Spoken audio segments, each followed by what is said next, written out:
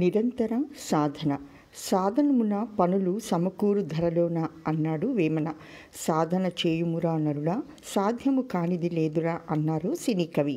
సాధన అనేది కేవలం కొన్ని ప్రత్యేక సమయాలలో చేసే అభ్యాసం మాత్రమే కాదు. అది అనుక్షణం ప్రతి పనిలోనూ జరగాల్సిన మానవ ప్రయత్నం.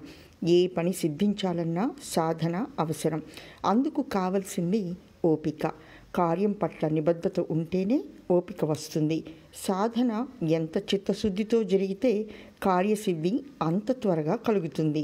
అలాగే మనోనిగ్రహం లభించాలంటే రోజుకు 1 గంటో 2 గంటలో మనసును నియంత్రించి మిగిలిన సమయంలో దాన్ని విచ్చలవిడిగా వదిలేయటం కాదు.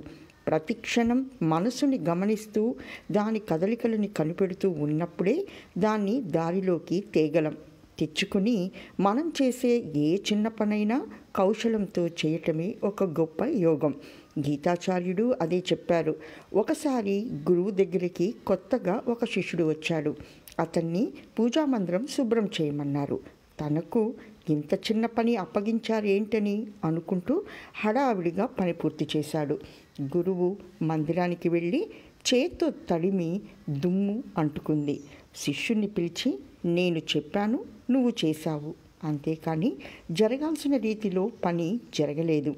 ఆధ్యాత్మిక గ్రంథాలు చదవడం, ప్రవచనాలు వినడం, నియమిత సమయాలలో జపధ్యానాలు చేసుకుపోవడమే సాధన కాదు. మనం చేసే ప్రతి చర్యలోనూ సాధన ప్రతిఫలించాలి. ఒక పని ఎలా చేయాలో అలా చేయడమే ఉత్తమ సాధకుడి లక్షణం. పైపైన చెత్త మాత్రమే ఊడ్చావు, కానీ లోతుగా పని చేయలేకపోయావు. దీన్ని చిన్న పనిగా భావించావు. సాధన మొదట చిన్న పనులతోనే ప్రారంభమవుతుంది. మందిరాన్నే శుభ్రపరచలేని వాడివి మనసుని ఎలా శుభ్రపరచుకుంటావు? మనసు స్థితిని బట్టే మన ఇంద్రియాలు పనిచేస్తుంటాయి. ఈ పని జరగాల్సిన రీతిలో జరగలేదంటే మనసు నీ స్వాధీనంలో లేదన్నమాట. హడావిడి, ఆతృత, అస్థిరత సాధనకు శత్రువులు. ఓపిక, పట్టుదల, నిబద్ధత సాధనకు మిత్రులు అని చెప్పారు. ఆయన సూక్ష్మ పరిశీలనాత్మక శక్తికి శిష్యుడు ఆశ్చర్యపోయాడు. అలాగే విద్యార్థులు పాఠశాల స్థాయిలో చేసే చిన్న చిన్న ప్రయోగాలే భావి జీవితంలో వారు సాధించబోయే పెద్ద విజయాలకు నాంది పలుకుతాయి.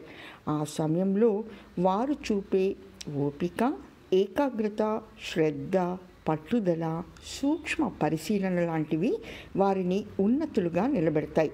అందుకే చిన్న వయసు నుంచే వారిలో ఆ లక్షణాలను ప్రోత్సహించాలి. సాధన అనేది వ్యక్తిగతంగాను సమిష్టంగా సమాజ ఉన్నతికి దోహదపడేదిగా ఉండాలి. అలాంటి సాధన ఒక రోజులో చేసి ఆపేసేది కాదు. అది నిరంతర ప్రక్రియ.